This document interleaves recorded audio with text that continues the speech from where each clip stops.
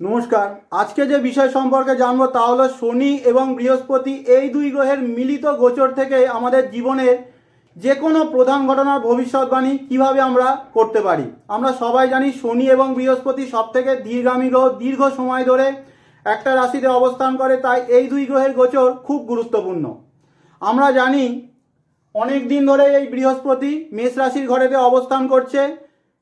31শে December 2023 থেকে বৃহস্পতি বক্রী অবস্থা থেকে মার্গী অবস্থাতে চলে আসবে এবং 1 মে 2024 পর্যন্ত বৃহস্পতি এই মেষ রাশির ঘরেতেই অবস্থান করবে।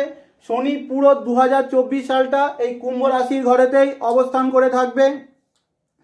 এখন এই কোন রাশিতে এই দুই গ্রহের মিলিত প্রভাব গিয়ে পড়ছে তা আমরা দেখব। শনির তৃতীয় দৃষ্টি গিয়ে পড়ছে মেষ রাশির ঘরেতে। মেষ রাশিতে অলরেডি বৃহস্পতি অবস্থান করে বসে আছে, অর্থাৎ এই মেষ রাশির ঘরেতে শনি এবং বৃহস্পতি এই দুই গ্রহের মিলিত প্রভাব থাকছে। ঠিক একই রকমভাবে শনির সপ্তম দৃষ্টি গিয়ে পড়ছে সিংহ রাশির ঘরেতে, আর বৃহস্পতির পঞ্চম দৃষ্টি গিয়ে পড়ছে সিংহ রাশির ঘরেতে, অর্থাৎ এই সিংহ রাশির ঘরেতেও শনি বৃহস্পতির যুগ্ম প্রভাব থাকবে। এখন আপনার জন্মকুণ্ডলী বা বার্থ চার্টে মেষ রাশি আর সিংহ রাশির অবস্থান কোথায় তা দেখুন। যেভাবে গিয়ে পড়ছে এই মেষ রাশি আর সিংহ রাশি আপনার বার্থ চার্টে, সেই ভাব এই সময় সব থেকে বেশি অ্যাক্টিভেট থাকবে।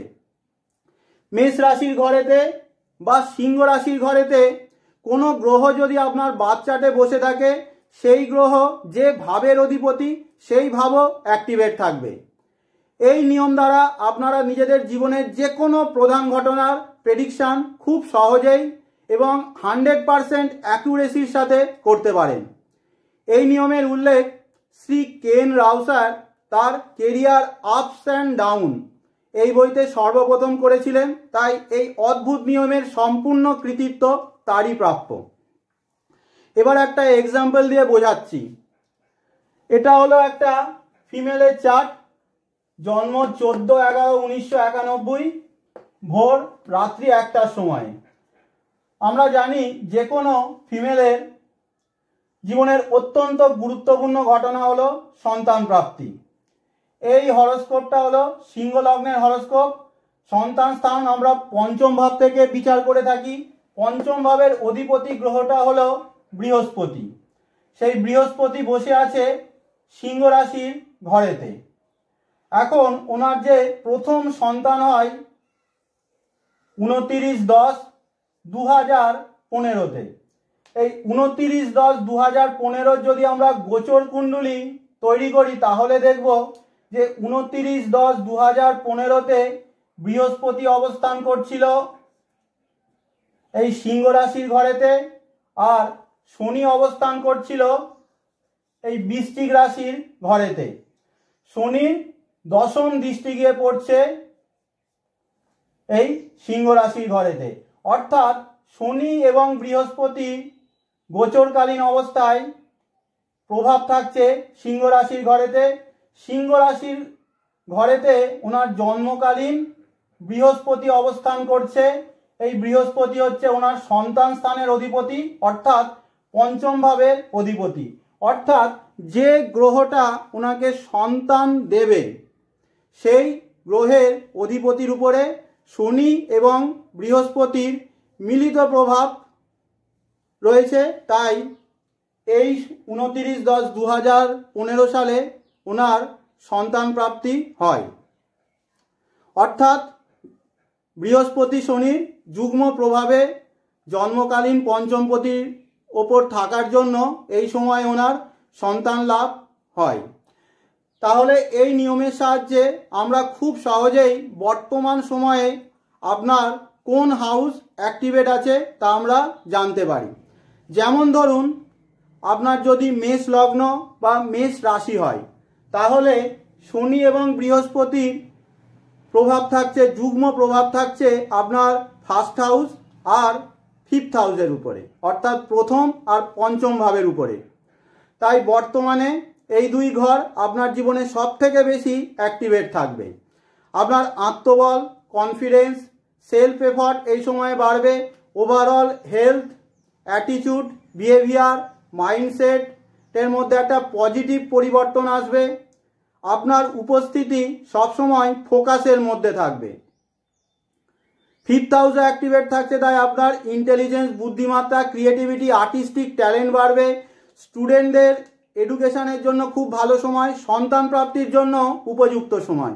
আপনি যদি একজন বৃষ লগ্ন বা বৃষ রাশির ব্যক্তি হন, চতুর্থ ভাব আর দ্বাদশ ভাব আপনার জন্য অ্যাক্টিভেট থাকছে। সম্পত্তি, গাড়ি, বাড়ি ক্রয় বা বৃদ্ধির জন্য শুভ সময়।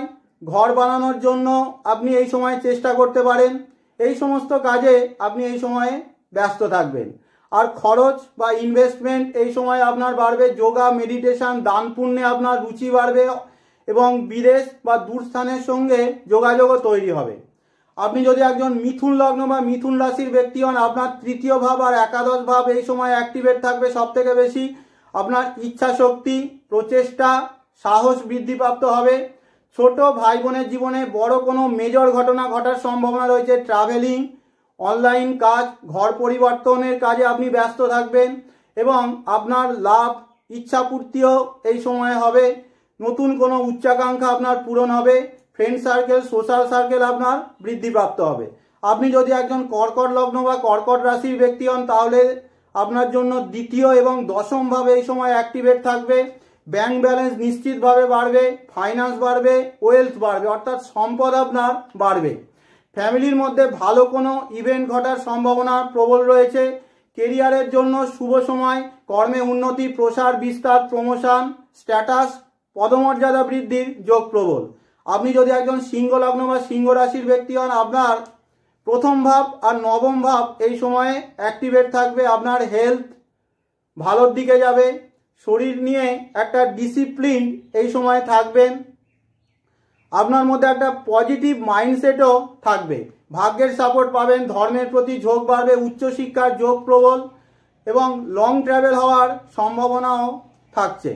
কন্যা লগ্ন বা কন্যা রাশির ব্যক্তি হলে আপনার অষ্টম ভাব এবং দ্বাদশ ভাব এই সময় অ্যাক্টিভেট থাকবে। টেকনিক্যাল বা রিসার্চের কাজ বা ইঞ্জিনিয়ারিং কাজের জন্য ভালো সময় এবং উত্তরাধিকার সূত্র থেকে প্রাপ্তির যোগও প্রবল। হাজব্যান্ড বা ওয়াইফের অর্থ সম্পত্তি বৃদ্ধির যোগ। অ্যাস্ট্রোলজিতে আপনার ইচ্ছা বা চেষ্টা, অ্যাস্ট্রোলজি সম্পর্কে জানার ইচ্ছা বাড়বে, ঝোঁক বাড়বে। দুর্ঘটনার যোগও তৈরি হচ্ছে। দূরযাত্রা বা বিদেশ যাত্রা হতে পারে। খরচ বাড়বে। একলা থাকার ইচ্ছাও প্রবল হবে। যোগা, মেডিটেশনে আপনার মন যাবে। আপনি যদি একজন তুলা লগ্ন বা তুলা রাশির ব্যক্তি হন, সপ্তম ভাব এবং একাদশ ভাবের উপরে শনি বৃহস্পতির মিলিত প্রভাব থাকছে। আপনার অবিবাহিতদের বিবাহ হতে হওয়ার সম্ভাবনা থাকছে। রিলেশনশিপের জন্য ভালো, ব্যবসা শুরু করার জন্য ভালো এবং ব্যবসা বৃদ্ধিরও যোগ থাকছে। আয় বাড়বে। প্রফিটেবিলিটি অর্থাৎ লাভ ক্ষমতা এই সময় আপনার বাড়বে। বন্ধু বান্ধব, বড় ভাইয়ের থেকে আপনি লাভ পাবেন এবং আপনার জীবনে কোনো উচ্চাকাঙ্ক্ষা পূরণ হবে। আপনি যদি একজন বৃশ্চিক লগ্ন বা বৃশ্চিক রাশির ব্যক্তি হন, শনি বৃহস্পতি মিলিত প্রভাব থাকছে ষষ্ঠ ভাব এবং দশম ভাবের উপরে।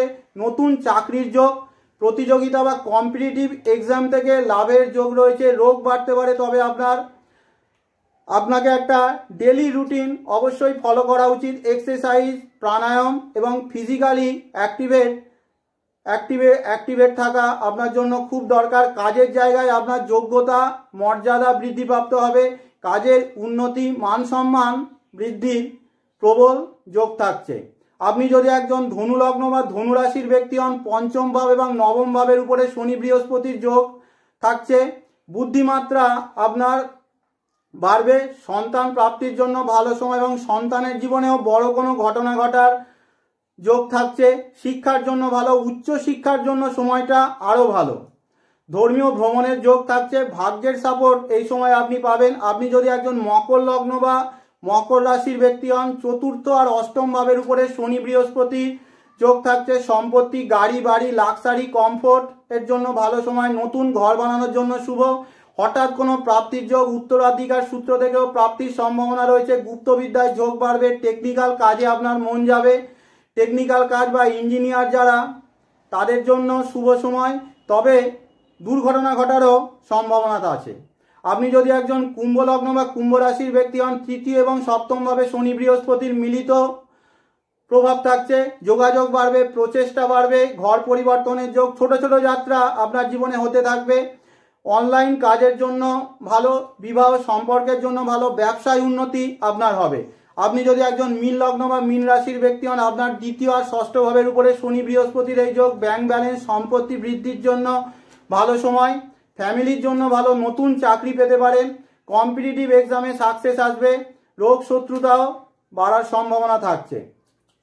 কর্ম এবং অর্থ ভাগ্যের উপরে যদি আমি বিচার করি, তাহলে দেখব এই সময়ে অর্থাৎ 2024 সালটা মূলত মিথুন, কর্কট, তুলা, বৃশ্চিক আর মীন এই 5 রাশির জন্য শ্রেষ্ঠ সময়।